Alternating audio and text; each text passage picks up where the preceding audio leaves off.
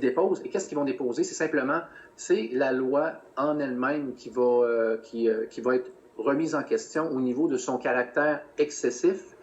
Et c'est ça qui va nous permettre, avec des experts, là on parle de Caroline Mayou qui est en charge du groupe d'experts internationaux de médecins qui vont venir témoigner pour en mettre plein la gueule au gouvernement sur les mesures excessives à tous les niveaux. C'est-à-dire que si on prétend faire toutes ces mesures excessives-là au niveau du confinement régional, au niveau des mesures de contrôle préventif, au niveau de policiers qui sortent par les cheveux des gens comme on a vu aujourd'hui, puis qu'après ça, ils donnent des coups de poing à une personne qui a rien fait, puis qui refuse juste d'obtempérer à un ordre alors qu'il n'y a pas de mandat, puis qu'il n'y a pas d'infraction commise.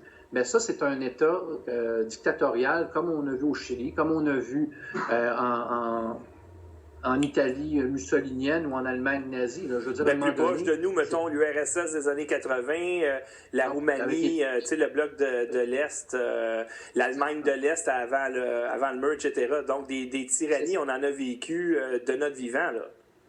Oui, puis la clé ici, c'est de démontrer qu'ailleurs, il s'est fait autre chose avec des meilleures performances, qu'au Québec, avec 22,5 % aussi de la population, avoir 67 % d'étiquettes, ça démontre peut-être que l'État se plaît à jouer son rôle d'État-police.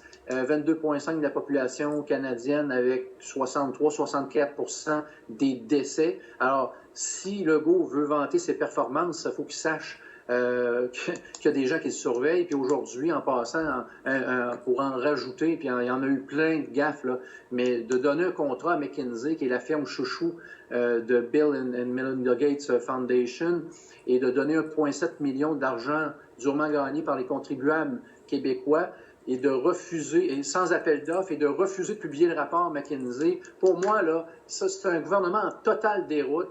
Et c'est inacceptable. Il va falloir que ces gens-là sachent qui sont leurs patrons, puis on va leur montrer. Et pas juste ça. Après le COVID-19, là, il ne faut pas penser qu'il va y avoir une commission d'enquête préparée par le gouvernement pour couvrir le cul de ceux qui sont au gouvernement. C'est terminé. On ne croit plus à vos commissions d'enquête bidons, comme ça a été le cas avec Gomery, comme ça a été le cas avec Bastarache, comme ça a été le cas avec Charbonneau, comme ça a été le cas avec le rapport du Chesneau, tablité 80 ans, dans lequel il y a des noms présentement qui siègent à l'Assemblée nationale, qui sont cités là-dedans. À un moment donné, on est tanné. Et là, la beauté de la chose, c'est qu'il y a un sondage qui est sorti, pan-canadien, je crois, de l'Université Carleton, qui dit qu'il y a 50 % des Canadiens qui sont certains de se faire duper par le gouvernement. Mais savez-vous quoi? Vous avez raison. Et allez donc voir la vidéo que j'ai faite avec Rocco Galati, puis je pense qu'on va augmenter à 67-68 % certainement.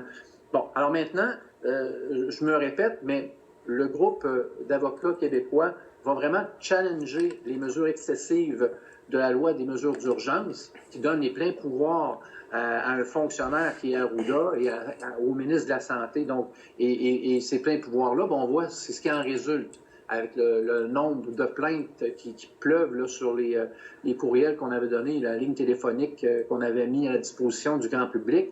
On a tellement de cas aberrants qu'on va arriver en cours, ça va être complètement analysé. Si jamais les juges donnent raison au gouvernement dans ce dossier-là, c'est sûr que le citoyen ne prendra pas. Maintenant, il faut juste